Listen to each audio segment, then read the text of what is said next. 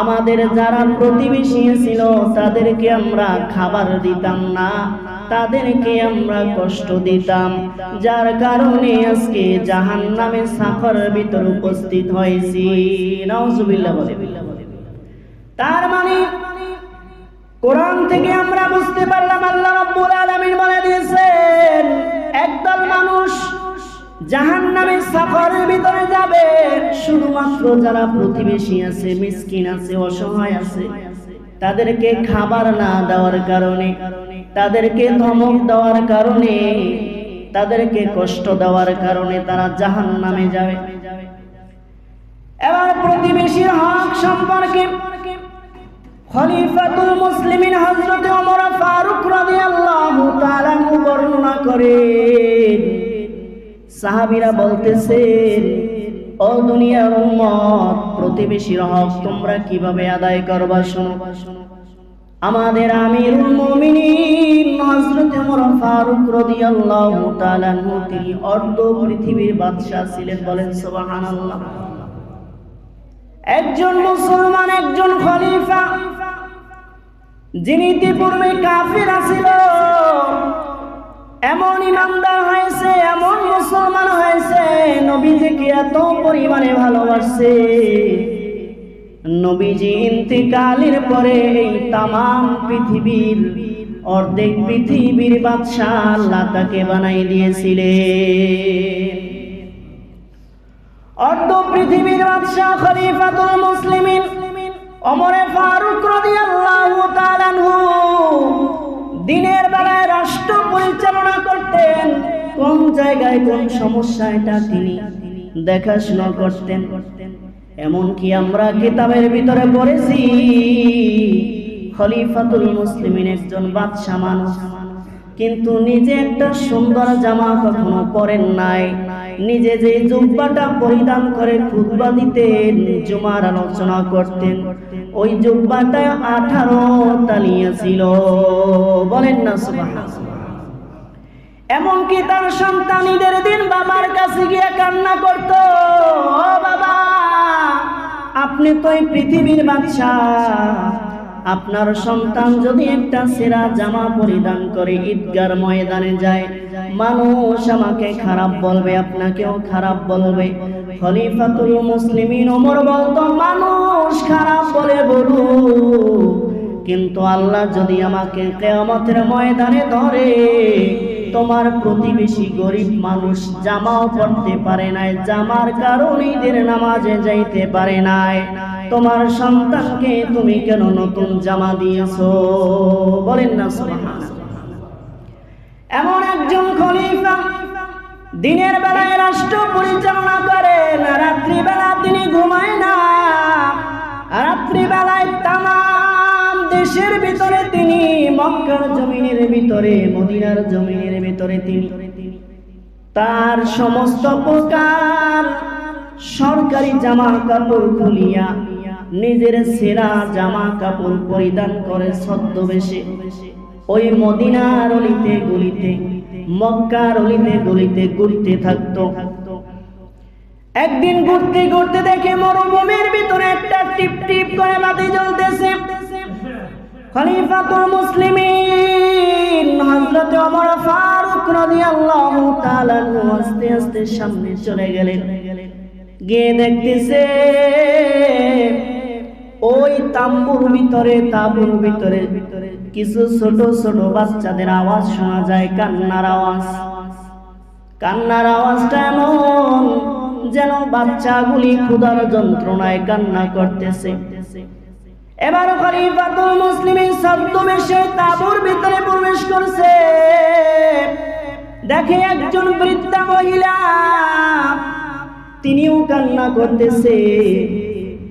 খলিফাতুল মুসলিমিন তিনি জিজ্ঞাসা করলেন, ও মা গো, কেন আপনি কাঁদতেছেন, আর আপনার সন্তানও বা কেন কাঁদতেছে? এবার মহিলা বলতেছেন, তুমি একজন মুসাফির, তোমার কাছে বলে কোনোই লাভ হবে না, তবে আমি যদি আমাদের পৃথিবীর, আমাদের সমাজের বাদশাকে যদি পাইতাম, ওই বাদশাকে যদি আমি পাইতাম তাহলে তার গলার ভিতরে গামছা লাগাইয়া এই মরুভূমির ভিতর আমি টানতাম আর তাকে পিটাইতাম। খলিফাতুল মুসলিমিন ওমর ফারুক ছদ্মবেশে বলতেছেন, কেন তাকে তুমি অত্যাচার করতা, কেন তুমি তাকে মারতা? মহিলা বলতেছেন, আমি একজন বিধবা মহিলা, আমার স্বামী উহুদের যুদ্ধের সময় নবীজির সঙ্গে তিনি যুদ্ধ করতে করতে শহীদ হয়ে গেছে। তার 3টা সন্তান আমার কাছে আমানত রেখে গিয়েছে। এই 3টা সন্তান 3 দিন পর্যন্ত খানা পাইতেছে না, ক্ষুধার যন্ত্রণায় আমার কাছে কান্না করতেছে। কিন্তু একটু পরিমাণ গম অথবা আটাও আমার কাছে নাই, যা তাদেরকে আমি খাবার হিসাবে দেব। আর এই জাহানের ভিতরে যিনি বাদশা আছে, এমন একজন বাদশা যিনি আমাদের পর্যন্ত এখনো পর্যন্ত খোঁজ খবর নিতেছে না। এবার খলিফাতুল মুসলিমিন তিনি বলতেছেন, ও মা, হয়তো খলিফা মানুষ, বাদশা মানুষ, তিনি ব্যস্ত, তুমি কেন খলিফার কাছে গেলা না? তুমি তো খলিফার কাছে গিয়ে বলতে পারতা, ও জাহানের বাদশা, আমরা অসহায়, আমাদের কিছু খানা দাও। এবার মহিলা বলতেছেন, কেনই বা আমি যাব? ও পথিক, আমি তোমাকে আগেই বলেছিলাম তুমি আমার কাছে কথা জিজ্ঞাসা করো না, হয়তো তুমি জানো না আল্লাহ বলেছেন ধনীদের কাছে গরিবেরা হক পাবে, রাজার কাছে প্রজারা হক পাবে। রাজায় খবর নিবে প্রজাদের, কেন আমি প্রজা হইয়া, আমি গরিব হইয়া, আমি মিসকিন হইয়া আমি কেন রাজার কাছে যাইব? রাজাই কি আমার খোঁজ খবর নিতে পারলো না? বলেন না সুবহানাল্লাহ। এবার মহিলা বলতেছেন, ও পথিক, তুমি কি জানো না আল্লাহ রাব্বুল আলামিন কালামে পাকে বলছে, ওয়াল জারি যিল কুরবা, অর্থাৎ বাড়ির পাশে যদি একজন ধনী মানুষ থাকে, ওই ধনী মানুষের হক তাদের আশেপাশে যত গরিব মানুষ আছে, অসহায় মানুষ আছে, সমাজের যদি কোনো দাপটশালী ব্যক্তি থাকে, দায়িত্ববান ব্যক্তি থাকে, তার উপরে সমাজের ভিতরে যত গরিব মানুষ আছে তাদের কাছে হক পাইবে, ঠিক কিনা বলেন?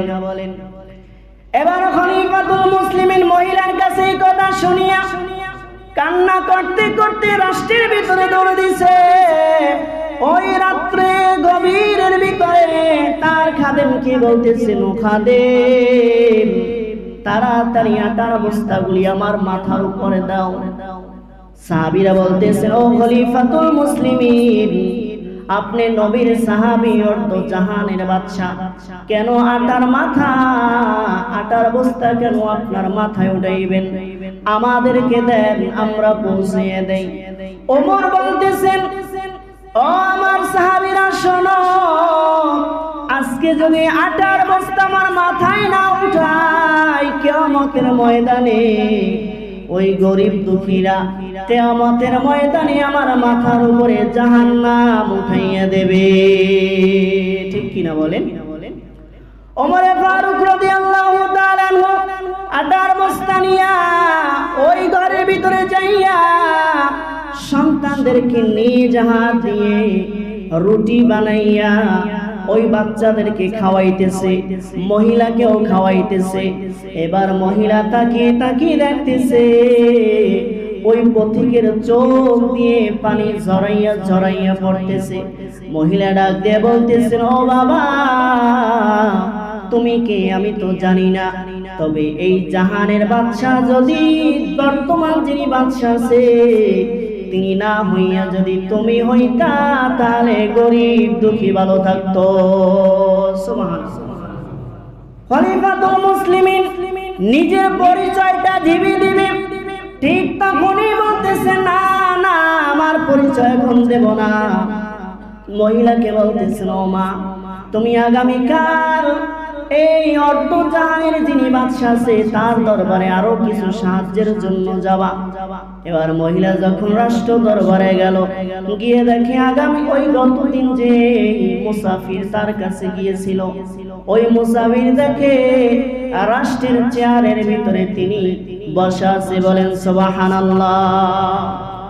এবার মহিলারা দিয়ে বলতেছেন, ও আমিরুল মুমিনিন, ও হযরত ওমর, আপনি নবীজির একজন প্রিয় সাহাবী, আপনি কেন আমাদের জন্য এত কষ্ট করেছেন? আমাদেরকে মাফ করে দেন। এবার খলিফাতুল মুসলিমিন ওই মহিলার কাছে ক্ষমা চেয়ে বলে, তার আগে তুমি আমাকে মাফ করে দাও, তুমি আমার দাবিটা ছাড়াইয়া দাও। তুমি যেই পরিমাণে কষ্ট করেছো, ওই কষ্টে যদি আল্লাহ যদি নারাজ হয়ে যায়, আল্লাহ যদি বেজার হয়ে যায়, তাহলে আমি নবীজির সাহাবী হওয়া সত্ত্বেও আল্লাহ আমাকে মাফ করবে না, বলেন সুবহানাল্লাহ।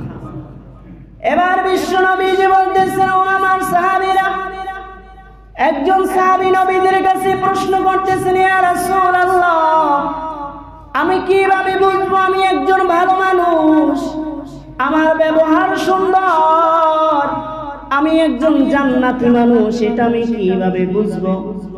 এবার নবীজি বলতেছেন, ও আমার সাহাবীরা, তুমি যদি তোমার প্রতিবেশীর কাছে যদি ভালো থাকো, যদি তোমার প্রতিবেশী তোমার নামে ভালো বলে, তাহলেই তুমি ভালো একজন ঈমানদার। আর তুমি নামাজ পড়তেছো, রোজা রাখতেছো, আল্লাহর ইবাদত বন্দেগী করতেছো, কিন্তু প্রতিবেশী তোমাকে খারাপ বলতেছে, তাহলে আল্লাহর কসম তুমি কখনোই ভালো ঈমানদার হতে পারো না, বলেন না সুবহানাল্লাহ। প্রতিবেশীর হক সম্পর্কে একজন আল্লাহর ওলি আব্দুল্লাহ বিন মুবারক রাহমাতুল্লাহি আলাইহি, তিনি জীবনে বহুবার হজ আদায় করেছেন, কিন্তু একবার উমরা পালন করার জন্য, নফল হজ পালন করার জন্য, বাইতুল্লাহ জিয়ারত করার জন্য মক্কায় রওনা হবে। বিবিকে ডাক দিয়ে বলতেছেন, বিবি আমার ব্যাগগুলি গুছিয়ে দাও, আমি এখনই মক্কার জমিনে রওনা হব আল্লাহর ঘর জিয়ারত করার জন্য। পৃথিবীর সবচাইতে ভালো ইবাদত বাইতুল্লাহ জিয়ারত করা, বিশ্ব নবীজির রওজা মোবারক জিয়ারত করা, সেখানে আমি চলে যাব। তার বিবি ব্যাগগুলি গুছিয়ে গুছিয়ে দিতেছে, তার ছোট্ট একটা সন্তান মায়ের কাছে গিয়ে বারবার খানা চাইতেছে, ও মা আমাকে খানা দাও, আমার ক্ষুধা লাগছে।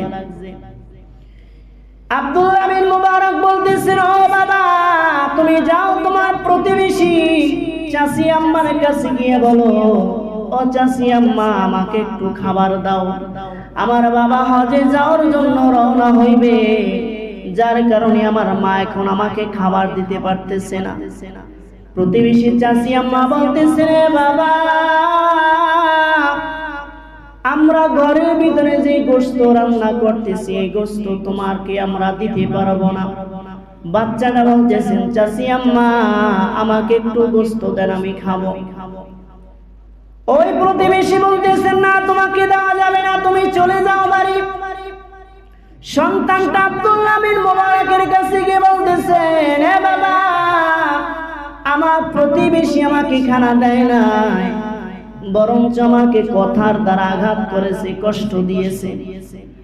আব্দুল্লাহ বিন মুবারক তিনি ওই বাড়ির ভিতরে চলে গেছে, প্রতিবেশীর কাছে চলে গেছে, গিয়ে বলতেছে, এ ভাই, তোমার কাছে আমার সন্তানটা ছিল একটু গোশত খাওয়ার জন্য, একটু ক্ষুধা নিবারণ করার জন্য, তুমি কেন তাকে খাবার দিলা না?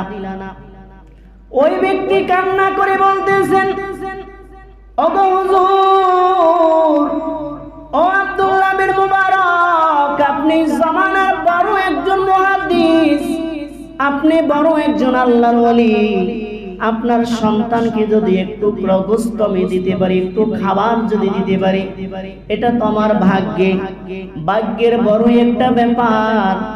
কিন্তু আল্লাহর কসম, এই যে গোশত আমরা রান্না করতেছি, এই গোশতটা আমাদের জন্য হালাল, আপনার সন্তানের জন্য হালাল নয়, বলেন সুবহানাল্লাহ। আব্দুল্লাহ বিন মুবারক বলতেছেন, তুমি কেমন কথা বললা? তোমাদের জন্য হালাল কিন্তু আমাদের জন্য হারাম।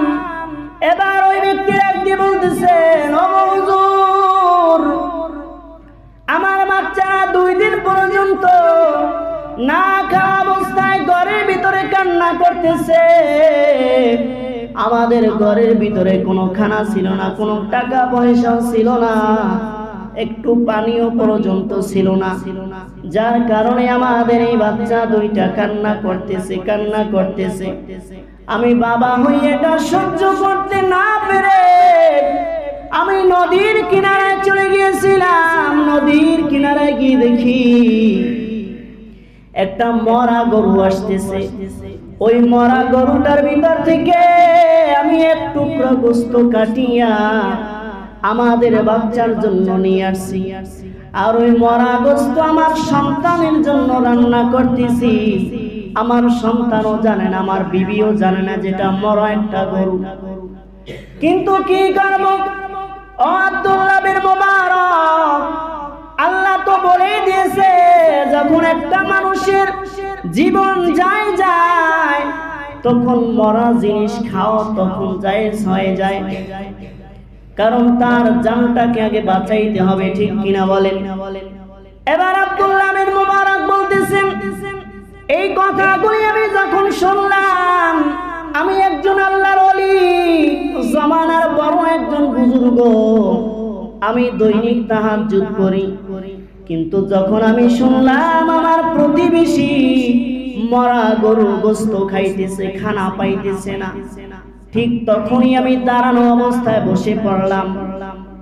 আর তাড়াতাড়ি বাড়িতে গিয়ে বললাম, ও বিবি আমার, আমি আর হজ করতে মদিনায় যাব না, মক্কায় যাব না, আল্লাহর ঘর জিয়ারত করার জন্য যাব না। যত টাকা আমি জোগাড় করেছিলাম হজে যাওয়ার জন্য, মদিনায় যাওয়ার জন্য, ওই টাকাগুলি তাড়াতাড়ি আমার কাছে দাও।